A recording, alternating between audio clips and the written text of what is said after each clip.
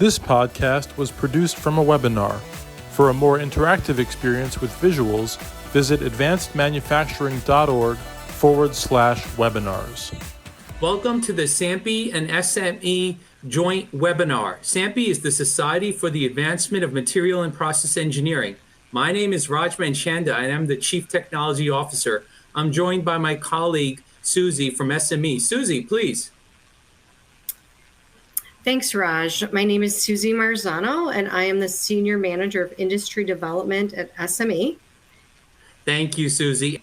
Nick is chair of SME's Composites Technical Community, and Nick has also served as past global president of SAMPE, currently for his day job, where he brings more than 40 years of industry experience out of auto and aero. He's principal technical consultant at Nexight Group out of the DC area. Nick, I'm going to pass it over to you to get things going. Thank you. All right, thanks a lot, Raj. And welcome to everybody to this exciting webinar, which is really a problem that both SAMPE and SME are very well positioned to talk about.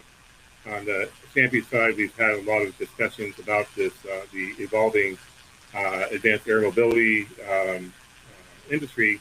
And then, of course, SME and its depth in manufacturing poses itself as a great opportunity for us to have a good discussion about what it is we can do to really look at this industry and how to assure that its composite manufacturing problems and challenges can be addressed. So we invited three great panelists for today, and I would like to ask each person to introduce themselves. First, I'd like to ask Doug Decker to introduce himself for a couple of seconds. Okay, thank you, Nick. My name is Doug Decker. I worked at close to about 38 years at Northrop Grumman, major defense contractor, working bombers and fighters, and also doing some satellite work. Now, you may be asking, what's a major OEM guy doing on a high rate, high volume panel here? And, the politically correct answer is, while I was at Northrop Grumman, we did do work on the attritable aircraft program, which talked about high quantities and high rate, low cost production. The real answer, I am probably an expert on how to do things slow in limited quantities, and expensive. So I know the things that we should not be doing if we want to move on to the next phase of high rate production. Great. Okay, Doug, thank you. And then I'd like to ask Ben to introduce himself next. Hi, everybody. My name is Ben Deach. I'm the VP of the Arsenal Business Division at Cornerstone Research Group. We're in Dayton, Ohio. So I've got about 20 years of experience in the composites industry at Cornerstone, as well as GE Aviation, now GE Aerospace. And in the last couple of years, really have been working on, like Doug said, higher rate processes for some of these DoD programs that require that. And I think some of these also apply to the air mobility space. So. All right, Ben. Okay, Ben, thank you very much. And Sana, please tell us a little bit about yourself as well. Of course. Well, good afternoon and good morning to everyone. I lead industrial collaborations for the Sustainable Manufacturing and Composites Innovation Group at Oak Ridge National Labs. I've been working in materials engineering, process development, and in new product introduction for the past 13 years. And within that, my focus has been split between thermoset and thermoplastic composites, primarily in combination with continuous fiber, but more recently with discontinuous fiber. And I've led lightweighting projects for aerospace, automotive, transportation, industrial sectors, trying to see how we can mitigate and introduce new materials, but also look at the volumes, which would range anywhere from low to high volumes. And I'm excited to be on this panel and talk to you a little bit about what we are doing out here at Oak Ridge. Thank you. Great, thanks a lot. So let's go on to the next slide, the one after this one. Everyone knows who I am already. And I'd like to frame the problem a little bit with the audience and with our panelists.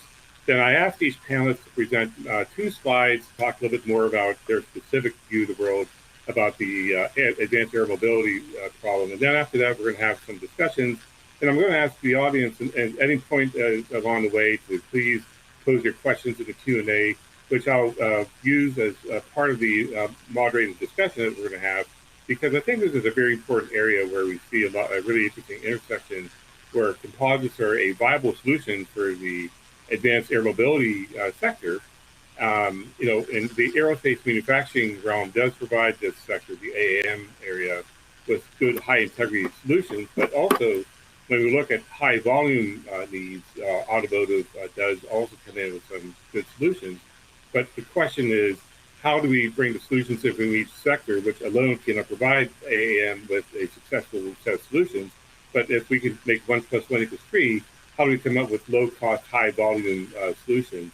So this is where we were asking our panelists to look at a little bit more deeply how the advanced air mobility area could become successful with high rate, high integrity, and low cost composite manufacturing. And I put that word high integrity in there as a little bit of an emphasis because these are air vehicles and they're transporting people. And when we're looking at commercial aviation, zero loss of life, high integrity is utmost important. So that's where we're going to kind of go forward with the discussion. And first, I'd like to ask Doug to go through a couple of his slides and get a little bit more deeply into some of that view of the world that he has in the aerospace manufacturing world. Go ahead, Doug. Okay. Okay. Let's go back. What are we talking about? High rate, high volume. Where has the aerospace industry ever done that in the past, in the quantities we're talking about now? Did a little research here and took a look at B-24s under construction during World War II. And this was back in 1945. So, midst of war. Here's a question to the audience. I'm not expecting an answer here, but my research. How fast do you think B-24s will get delivered during World War II? I guarantee I was wrong when I did the research on it. Ford delivered 1 aircraft every 63 minutes from one facility, 1 aircraft facility. I think we can all agree that that is absolutely high rate, high volume. It is definitely a different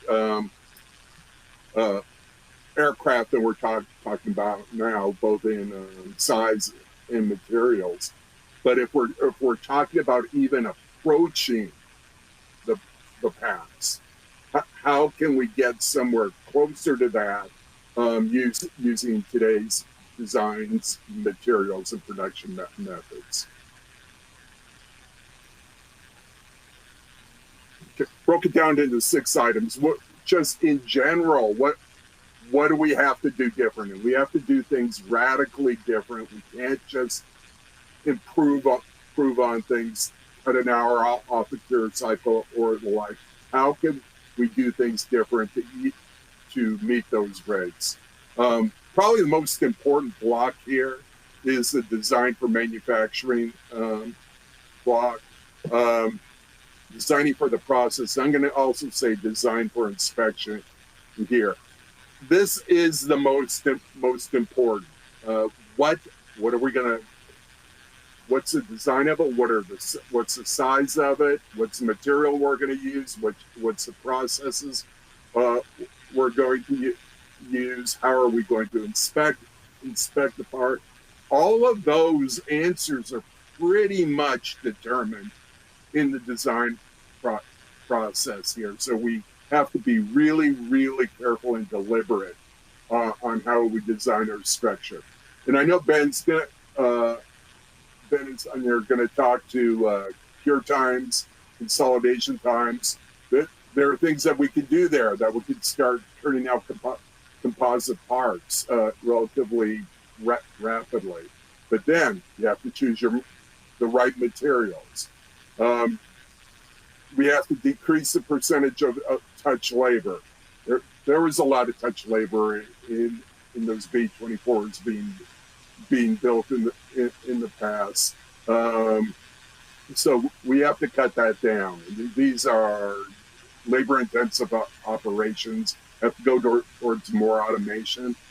Then go minimize or eliminate ancillary processes. Painting, for one thing. Trim. Can we do net trim? Can we have coatings applied during the cure? Those kind of things. And then one thing very, very important here, drastically reduce non-destructive inspections in MRB. If we are going through full NDI, whether it be X-ray, A scan, C scan, OS, finding issues, flaws, and then going off to MRB, getting to disposition, and have to rework or repair, we're pretty much done right there. So how do we do that? Well, one, we can increase our margins so high that defects, very few defects would matter, but there's a weight trade associated with that. We can proof load parts. That's one thing to get cut down on the inspection. Or to get rid of MRB, we can make the parts so inexpensive and so quick that we don't rework or repair or disposition parts anymore. We just remake them. And then finally, the rapid assembly operations. There's determinate assembly techniques, and I show a guy with putting fasteners in there. That's really, we may be going back to that. Full-scale determinate assembly is becoming a real thing where we can have full-size pre-drilled holes and just put fasteners in there rather than drilling on it, assembly or bonding. So these are general principles. I know Ben and Son are going to talk to a little more details, but these are not tweaks that we can make if we're going to hit the rates that we have to be. We have to completely change the way we're building aircraft. Okay, Ben, I'm going to pass it on to Ben. All right. Thanks a lot, Doug. And yeah, like Doug said, I agree with a lot of those. I'm going to talk about a little bit more specific ways of how to do that. One of these approaches is high rate compression molding. And so this is, I would say, a less common approach for typical aerospace composites where you're used to vacuum bagging a laminate, either autoclaving it or oven curing it. And that's really good for large area parts. In air mobility and some other DoD applications, vehicles are smaller. You can start to look at other applications or other processes that can go faster. So higher rates for compression molding. Why is it a higher rate process? You can make these preforms offline on less expensive tooling. You do not have bagging. Pressure is applied quickly in a press such as that those shown on the right there. So not a long process to apply pressure. No up-down really thermal cycles, so tools are typically kept hot. And there's materials that go along with that in these faster cure or consolidation resins. Has been a lot of work done in the automotive world to make what's called snap cure systems. But there's also traditional systems like vinyl esters and some epoxies that can go much quicker. You can demold very quickly. So sometimes that can be a long process in composites, and this can be highly automated. So when we talk about high rate, we're talking in the hundreds to 1,000 parts per day, which is not typical for our traditional processes. So part options. So you can have this high complexity in there, and that speaks to some of what Doug was talking about for rapid assembly. So full-scale determinate assembly becomes a thing when you can mold in the joining features. There are thermoset and thermoplastic prepregs and molding compounds out there, so there are a variety of options as well as dry fiber and liquid resins. I know BMW did a lot of work on wet compression molding for some of their I-Series vehicles, and that was successful there. And you can see some examples of parts here that I actually stole from a Tenkate presentation by Dwayne Howell, so he's well known in our industry, and they're good representations of that. So it sounds great, but why would you not do this? Or what are some of the challenges here and some of the hurdles we have to get over? Well, you have 2 times the tools. You have an upper tool and a lower tool. You have to define the whole part, and that can be expensive. These are usually at least steel in nature, so they're a little bit more expensive than some of the softer tool options that are out there, especially at the prototype stage. There are also size limitations, so these have to fit in presses. And with some of the material options out there, you may need, instead of 100 PSI, you may need 1,000 or 2,000 PSI to really consolidate the part. And that means your capital costs can go way up. And I would say finally, this is can be somewhat of a different supply chain than high performance aero. So there's been a lot of attention by some of the material suppliers to support the automotive world. Those requirements don't automatically just transfer over into an advanced air mobility. A lot of them do, but some of them don't. Sheet mold compound, bulk mold compound. There's comfort that has to come to the designers who design these parts, and that's not common yet in our industry. So, with that, I'll pass it over to Sana. Well, thank you, and thank you to Doug as well. I'm gonna take a slightly different route and talk a little bit about convergent manufacturing processes. And we're talking about advanced air mobility, we're talking about high rate, we're talking about learning from aerospace, learning from automotive, but then where does AAM fall into it, and what does high volume mean? And how do we take existing manufacturing processes and apply to it? A couple ways that we here at Oak Ridge have addressed it, specifically with the processes I'll talk through on my next slide, is integration of different existing manufacturing processes, but bringing them together so we can leverage on their strengths. And why would you want to do that? One part of it would be speed, as we just talked about. We cannot hit with the traditional manufacturing processes. We know we can't hit the speeds that are required for future production volumes.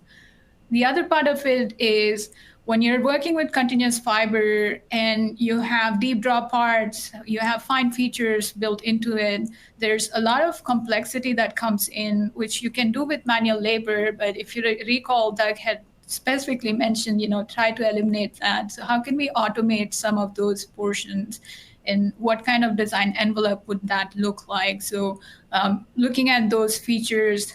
The other part of it is raw material. So continuous fiber is, of course, required where your load requirements are, but is it required every single place? Or can we look at some discontinuous fiber? Can we look at neat polymers? Can we look at metals integrated into certain spaces, which is being used? But with the convergent manufacturing processes, this opens up a different envelope, and we are able to leverage some of the processes which we previously didn't look at, and I'll show some examples of it as well. Most importantly, I want to spend a few minutes talking about the digital thread. We're seeing this Industry 4.0, Industry 5.0 come up, and there are reasons why we believe that this would be growing, and we're seeing that in the industry as well. How do you go about and put this into play? If you're talking about in situ process monitoring, we're collecting information, which could be, you could embed a sensor, or you could put in a visualization or an imaging technology, and this would monitor how the material is performing, how the process or sub-process is monitoring as well. And while we do this, we are able to get very quick quality input. We're able to get the performance throughput as well. And if we connect the dots here, it could lead to early detection of failure. It could also lead to us having preventative maintenance in the part or in the process so we can continue to roll on to those high volume processes. There are a couple other ways that we believe that with digital thread, it's going to help, or with the digital twin, we're looking at integration and deployment of rapid qualification. And there's so many limitations when you start getting into, we talked about MRB and how it goes back and forth, the time it takes. So not saying that every part can apply it to this, but there would be certain structures where we would be able to get them to hopefully in the future bond qualified. And this would reduce the time to cycle it. It would help us iterate and look at prototypes, but also in production, increase the volume very quickly. And something that we do need to keep in mind is if we implement it correctly, we would also be able to provide this data set to manufacturers, and it will help enable local manufacturing, and it will be on demand. So you only make the parts that that are needed at that point of time, and it helps reduce your inventory as well. Let's go to the next slide and talk about a few examples and two specific manufacturing processes under the convergent manufacturing technologies that we here at Oak Ridge have implemented. The number one being additive manufacturing put together with thermoforming. Now, if you look at the part down there, there are two sections. It's for a spinner head. It's a deep draw part, and it has a lot of curvatures. If we were to work with this with a manual hand layup, yes, it can be done. With the thermoforming process, what you would typically see is the material, whether it is a knead film or a filled film, you would make sure once you start drawing it out, it thins. And once that thinning is happening, you'd introduce failure into the part. If we were to add additive manufacturing to it and have very aligned fibers along the load directions, we can strengthen those weak points and still be able to deliver the performance requirements that are needed. So this is an exciting project that we have ongoing out here. The second one would be the additive manufacturing and compression molding come together. So Ben talked quite a bit about compression molding, and we know some of the benefits of it. What happens with traditional additive manufacturing, as you're having your layer deposition, you'd see porosity in there, and having a compression molding process added to it definitely helps with the part quality. We have a battery cover that we are showing out here. So these are two examples of convergent manufacturing technologies, and this would hit not the very high volumes that automotive would require, but somewhere in between. So we believe that this would be something that would help quite a bit with the advanced air mobility areas, and we are actively working in those spaces with startups. One other process that I do want to mention really quickly is toe preg and automotive toe preg. Now, this is something that is still under development and early development. We do have quite a bit of work happening in startups, both here in the US and also in Europe. Way similar to a tape ATP or automated tape layup. Now, you don't have your split tape. You're taking a toe preg, and you're trying to make sure that you have that continuous fiber. But when you have small structures with very fine features, think of a bracket, and you want to make sure that you're not drilling hole into it. You can have your fibers wrapped around in a way that you don't have to drill holes, but it still has the load, it's carrying the load that's required. The automated toe impregnation process would help quite a bit. And how would you go about it? You have your raw material, which would be in some form of a rod form, or it could be a little bit loose fibers with your fiber and polymer. Along with that, you have a heat source and then some form of a compaction process. So if we are able to take this and integrate it in, it won't apply to very large parts, but it would still enable a lot of fine features and parts that would typically have to be more subtractive and or built with metal. So a couple ideas and parts that we have played with here, and I'm happy to address questions. I'm going to turn it back to Nick now. Thank you. Okay, great. Thanks very much, Doug, Ben, and Sana, for your introductory slides. And the first area I'd like to have a little discussion on is the fact that in advanced air mobility with these eVTOL air vehicles, we do see composites coming to the surface as a solution, especially because when we look at the system of the air vehicle itself, it's reliant upon, for example, energy storage from battery storage. It's reliant upon a propulsion system that uses compact motor technology with also with high energy magnets, for example. And the prop rotors are your basic propulsion system for being able to transport somebody from point A to point B. So really, once you have mass incorporated into the air vehicle from the energy storage, from the propulsion system, the motors, you're left with not too much margin with mass after that for the air vehicle itself to be able to transport somebody, a person. And if this is a unmanned vehicle, then of course you don't have to worry about that.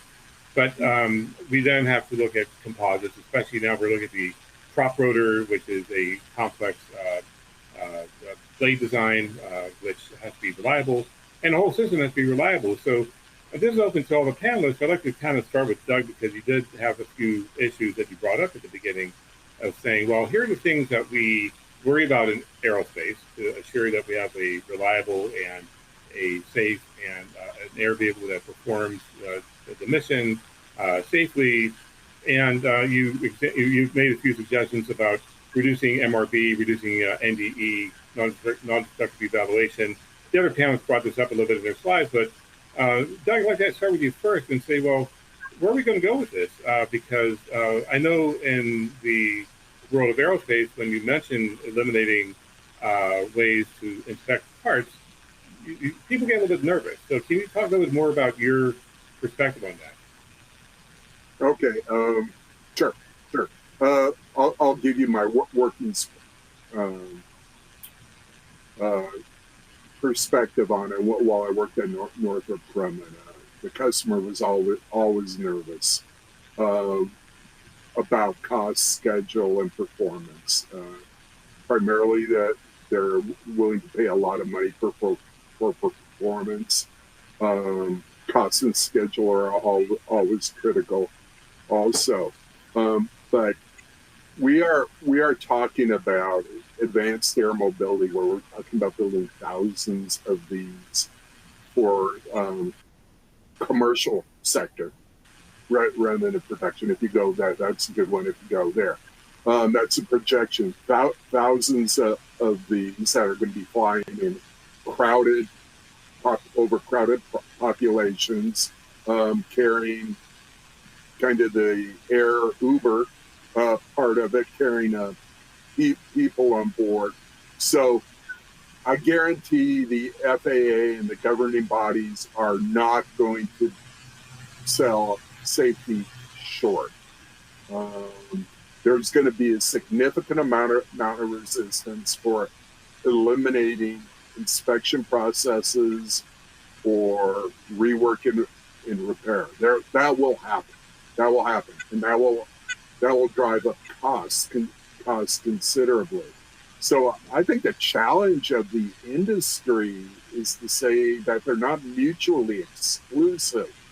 You can have low risk, high reliability production at a cheap price. But that's going to have to be done up front, because what's probably going to happen is they're going to design in all their worry beads into your initial aircraft, and then that's what's going to continue, and you're never going to get back to a redesigned manufacturing schedule or design that will allow you to achieve those costs. So a lot of that's got to be done up front, and it is a challenge. So with those challenges, and Sana or Ben, maybe if either of you want to speak up first on this, you presented a few solutions.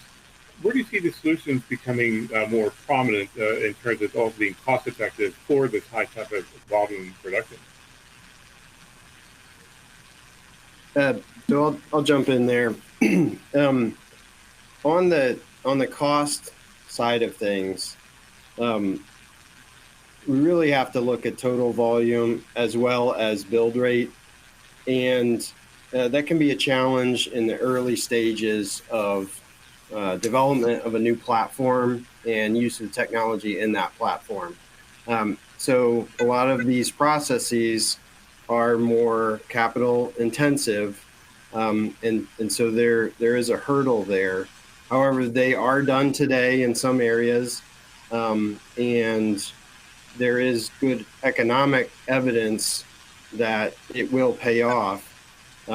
It makes it hard to start out early in this way, and go from there. I would say, to answer your question more directly, stuff with continuous fiber is probably more easily acceptable than discontinuous fiber.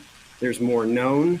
You can do this in a compression molding process. People have been doing it for a couple decades now, and it's a little bit trickier than the traditional process. You do have to have higher volumes to, say, amortize those tools. They can't be big, but the jump from continuous fiber to discontinuous fiber, I think we still need more work done in terms of engineering analysis and design confidence in the processes that they will get what they hope to get out of that, and where it makes the most sense, because in some cases those solutions introduce a weight penalty. So I believe early stage is going to involve continuous fiber in a variety of processes, and then later stage the discontinuous fiber can come into play. The advantage of the discontinuous fiber over the continuous fiber is I think you have a lot more design options in theory. Okay, great. And so in terms of what Ben just talked about in terms of the design envelopes that we're trying to work within with composites, you mentioned a few interesting projects in some of the areas that you're talking about, digital thread, some of the process areas. Where do you see these projects being able to address some of these design challenges, being able to implement some of the processes, for example, that Ben and Doug had mentioned, plus some of the things that you also mentioned? And thank you, Nick, for that question. As Ben mentioned, initially the upfront cost is going to be high, right? And we're trying to talk about the digital thread or a digital twin. You need data, and that data needs to be collected and fed in. And sometimes it's competitors' data, it's continuous fiber data. Now you have some design variables that are sitting out there that's publicly available. But taking all of that, feeding it into the system, and making sure that that data is accurate. It's not garbage in, garbage out. But once you start quantifying it and qualifying it, I would say ideally start with smaller parts, right, with continuous fiber. But the discontinuous ones, what we've surprisingly noticed is in working on active projects, we're able to get to the strength requirements and coming from traditional continuous fiber applications, it was a learning experience, because you always have this myth that the discontinuous approach is never going to work for most aircraft applications. But we're able to show it not just through simulations, we are able to show it through building the parts and getting the test done. So we do need to be cautious, because of the liability, the meeting the FAA requirements, but a little more flexibility on, what the design would look like, and being open to what this new applications and new processes are showing us. It's not just on paper now. We're able to get all of that information and integrate it. So that's where I'm at right now. Yeah, it's interesting you mentioned discontinuous fiber actually providing the equivalent types of properties as continuous fiber composites. So really what I'm hearing you say is we can look at some of these high volume processes that use discontinuous fibers, but add a little bit more design to that to be able to achieve some of the properties that we usually achieve with continuous fiber composites, right? Right. So I think we have a couple interesting questions that have come up from our audience members. And this is a good question. I think it's good for us to discuss. And I'd like to preface this question by saying that in AAM, Advanced Air Mobility, in fact, SAMPE had some one-day meetings last couple of years in Huntington Beach where there was a focus of this discussion, which is not just composites, but also that the FAA has been working very closely with this industry to come up with a set of regs to regulate the aerospace. And of course, as we mentioned at the beginning, these vehicles are a set of subsystems. There's many different parts to this to make this all work right. The propulsion system, the energy storage system, and of course, we're focusing on the structural system and also in terms of the propulsion system, the prop rotors and things like that. So the question that is really interesting here is are composites a bottleneck for deployment of advanced air mobility? Are there some other headwinds that are out there? Are there technologies that are headwinds for AAM? And also, how can composite structural innovation help this? And of course, I think we're hearing some answers already from what you're talking about, but I'd like to invite, for example, I'd like to start with anybody from the panelists to start answer this question. I can go first, and Ben and Doug, feel free to join in. So it's a very interesting question, and it's catch-22, right? When you're looking at lightweighting projects, whether it is on automotive or in other transportation sectors, this always comes into picture because you're always looking at high volume.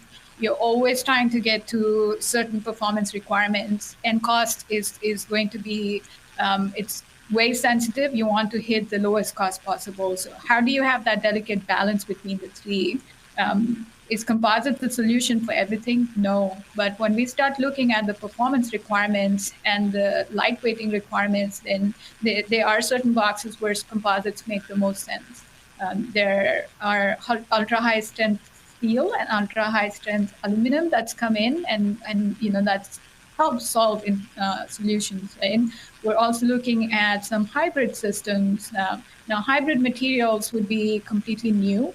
If we were to use them for aircraft applications, then getting them certified, that's going to be another challenge. So I think the answer lies somewhere in between. It's not the solution for every single part that needs to be built, but we need to look at the full picture. Yeah, I'll follow up there, Sana. So in my limited experience in the advanced air mobility world, what we see is that the power systems, so the energy storage and then the powertrain, there's a lot of options there, but there are also a lot of challenges there. One of the reasons that composites are attractive is because, especially for a battery focused system, the weight is a significant factor on the range, and that makes sense. But I personally don't know how composites can help those areas significantly. Those are different areas, but I do sense that some of the solution providers out there, that is probably a much more important technical area for them to nail down than the structure itself, which is where we typically find the composites. And I'm going to jump in really quickly because you mentioned battery covers, so that just hits a point. You're not just talking about the weight, right? You're looking at the fire retardant requirements for it. How does it self-extinguish? What is that looking like? What's the FSD properties? You're looking at, are you going to put it just on the outer cover? Are you putting it inside as well? So there's a lot of other requirements for the materials, and we do see material manufacturers out there who are producing solutions for it. So And we are able to leverage all of that and produce parts out. So that was a good point, Ben. So, thank you. Let me jump in on that. The question was, are composites a bottleneck? I don't know if they're the bottleneck, but they're definitely a speed bump when you're working for military customers. Performance is king. It's range, it's speed. There's a lot going on there. Cost is second. But one can look at that. You're looking at a picture right there of a relatively small vehicle. You're not talking about a bomber or an F-35. One could probably make a case, well, I can stamp out and form sheet metal pieces and rivet them together quite rapidly, and there's truth to that. But you'll probably wind up paying the cost in performance, which means cycles, number of cycles, and range. And like Sana mentioned, Ben, the weight of the batteries is critical there. So there's got to be a whole new way we look at how to build composite structures to remain cost competitive in this new market. Great. Those are some nice insights there. And I'd like to segue into another question, actually a couple of questions. I'm going to kind of group them together that are related to some of the inputs from the panelists, because we're hearing, and this is certainly very true, investing in the upfront design is important to be able to be successful with an outcome that is manufacturable and is able to perform for the requirements for the air vehicle or any vehicle really. And but whenever in aerospace, as has been mentioned, things can get pretty costly when you're going through a certification process, and also we've seen with commercial and DoD projects. The one question here says billions of dollars, and I do believe it's up there, that has spent on designing air vehicles. So, in terms of the advanced air mobility industry, how do we try to minimize the cost while assuring that we have the upfront design done properly with an aircraft that can go through a certification process that is able to be airworthy for commercial service? So just wondering if anyone from the panel might like to jump into that one.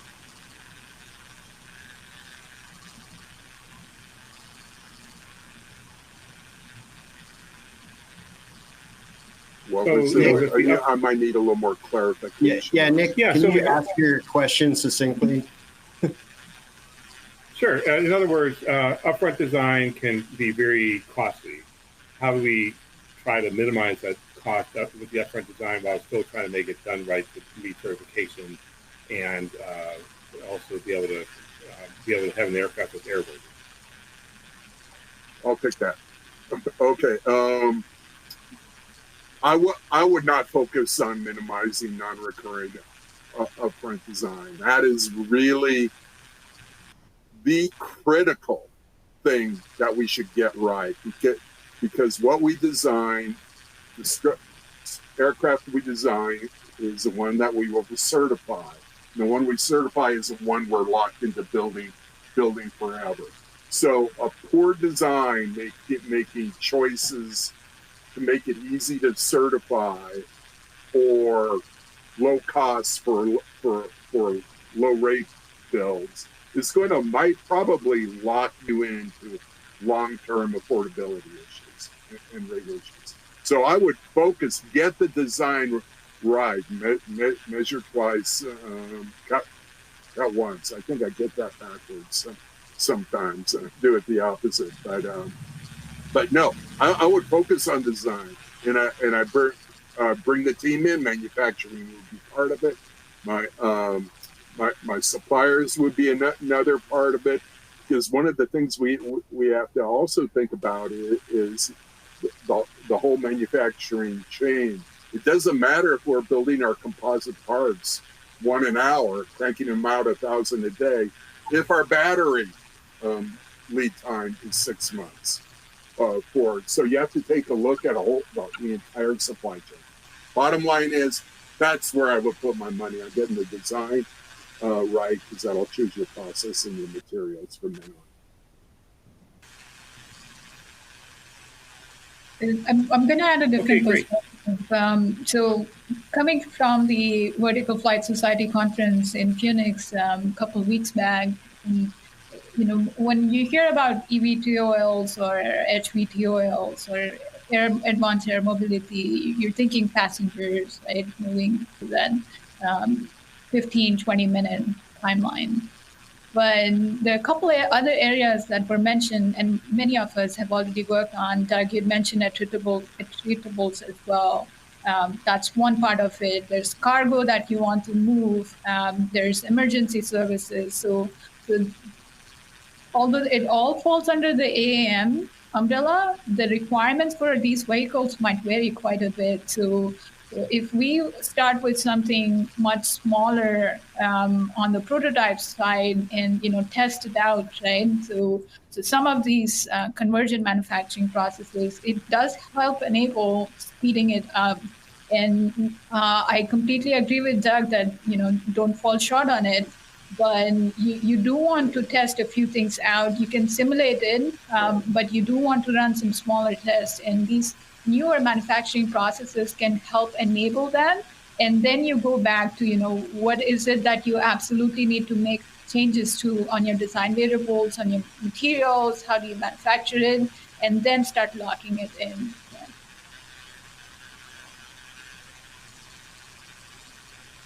I'm going to follow up. I'm going to actually read the question as written pretty much, because this is a good question that continues the thread of discussion. How can the AAM companies address the chicken and egg problem that we're talking about? The end user is going to want to have a certified vehicle to purchase, but to get the structure certified for a high rate process with high upfront non-recurring costs, with currently low TRL, MRL maturity, it's going to take a lot of time and money. And the front runners in the market right now are using processes that are unclear in their production scaling abilities, perhaps. But that last part might be a little bit more of a question. So is this really a chicken and egg problem? Are we working with processes that are yet to be proven? It sounds like we have some processes that have, like Ben, you mentioned, that have been proven, for example, that can really be put out there to get a certified vehicle, for example. Yeah, I think we do have to look at what the automotive market has done. There has been good work in that area. They also have significant performance requirements, and that should not be discounted. I know I said, hey, those can be different, but there's a lot of similarities there. And I do believe that as we all in the aerospace are used to the benefits of something like the NCAMP database, there are new systems with these more rapid processes being populated in publicly available systems and data repositories like that are helping to buy down these processes. And I would say the last thing is, and this is my personal experience in getting new tech flying, you start small and something that's lower risk, and you build upon that. Because anything that's flown, that is a significant piece of data or set of data that helps build confidence for not only the design team, but also the regulatory authorities. So. And a quick question for Sana and Ben, talking about some of the processes. Were they thermoplastic or thermoset? For example, Ben, you showed some parts from Delane's presentation. Were they thermoset or thermoplastic? Yeah, I think the pictures that I borrowed, there's a link to the paper there. I believe those are all thermoset. I know we've worked with thermoplastics before as well, and they both exist. Yeah, Nick, I would say on the automated tow preg, that could be both thermoset and thermoplastic, right? And you can work with materials and fibers and polymers that are already being certified. So the barriers there would be, quite lower compared to the other ones. When we start moving into more of these high rate or high volume production manufacturing processes like thermoforming or compression molding, typically would see more on the thermoplastic side, but there are certain polymers that are compatible. So it needs to be seen, can they be welded? Can they, what is that chemical composition and which ones can be used, and especially which ones can be used for the load transfer requirements for certain structures. Okay, great. Another question from our participants, and this is somebody who works at the OEM level. How can NDE or NDI be reduced? How can those requirements be changed in order either to use some type of rapid NDI method for only critical areas? Because typically in aerospace, 100% inspection is the norm. So I'm just, if there's any input from the panel on this question. That is the norm. It's 100% inspection from whether it's a fairing or a wing skin. The level of NDI and MRB rework repair activity that we're used to, the norm, I believe, in my opinion, would kill advanced air mobility at the rate and the volume that it has to go. You cannot be spending days in MRB waiting for a disposition and then have to get that part back in repair. That will kill you. So either our process has got to be so under control and our NDI has got to be so quick but believable. And our part has got to be so cheap to where that's got a major defect, it's going in the trash. We're going to make another one. We are not going to be dispositioning individual defects on individual parts and so on. Now, I say that, you've got safety of flight parts like wings and other things that may have a higher level of requirement to it. But by and large, we have to dummy it down if we're going to remotely get the cost of it. Yeah. I think there's something to be said, and there's some comments about this in the chat about improving our use of and understanding of proof loading. It is done today, and especially when you get into a highly complex structure, things like ultrasonic NDI become very challenging. Now, proof loading is not free, time or cost-wise, and especially if you choose to wait to proof load your system, and then you're committed with all this other value-add work. But that might be a way to speed this up and reduce the cost. But I agree, it needs a lot of work to move things along quickly. I'd just add, it would be an upfront cost, right, on your infrastructure side, but if you are able to get into the digital twin or setting up the in-situ process, you are collecting real-time data. And if we were to collect this and have a common place where we are able to monitor, at each step of the process, what exactly is happening, that will help reduce not all of it, but some of the requirements. So I see Raj up there, so I will say thank you. So we only have a few minutes left, and we've had some excellent discussion.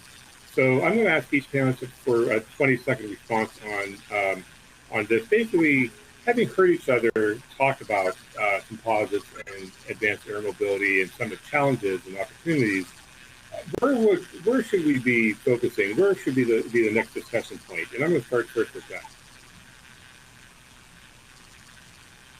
Oh, thanks, Nick. I think it's known how to cure things. I think what these tools look like and part design, especially for continuous fiber based composites. There's a lot out there on that. The downstream processes for acceptance of those, like we just talked about, NDI or inspection, have not really been figured out yet. And so I think that's an area that probably deserves some increased attention. That's great. And Sana?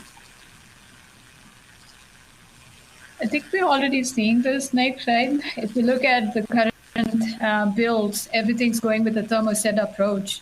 But majority of the people on this webinar would know that thermoplastic materials are already being worked through for those high volumes. So it's in process. So a little bit of, what would those new materials work on, which areas on the design side.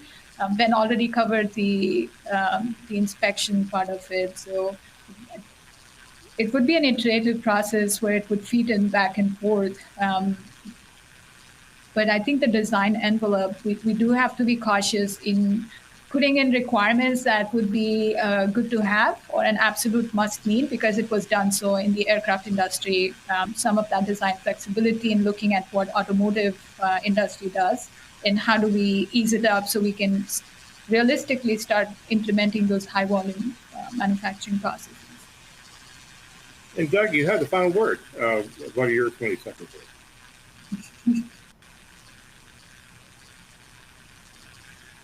Wait, can you see Doug? I think he lost his audio. Yeah, Doug lost audio. Okay, great. Well, you know what? I think Doug would also probably provide some inputs that are very similar to what Ben and Sana just said. So I really thank everyone on the panel. I'll turn it back over to Roger and Susan. Yeah, thank you, Nick, and thank you, our excellent panelists, and obviously the Society of Manufacturing Engineers and this SAMPE. It's been a great program. Hope you learned a lot. It looks like from the Q&A, we have actually more questions. So I'll work with Susie on seeing how we can possibly get to those. But, SME has some events coming up, major events in April. SAMPE also has a major event coming up in May in Indianapolis. We look forward to seeing you there. We will figure out a way to determine if this was really worth your while and continue or not. So any feedback you have, you can send it actually to me for now. I know Susie and I will come up with a system, but my email is relatively straightforward, Raj, R-A-J, @sampe.org. raj@sampe.org. Seen a lot of friends on the chat, so thank you so much. But again, Nick, this was wonderful. Thanks to you, to Sana, to Doug, and Ben for spending time out, and all our participants. See you very soon, everyone. Thank you. Thank you, Raj. Thank you all. Thank you. Bye. Thank you.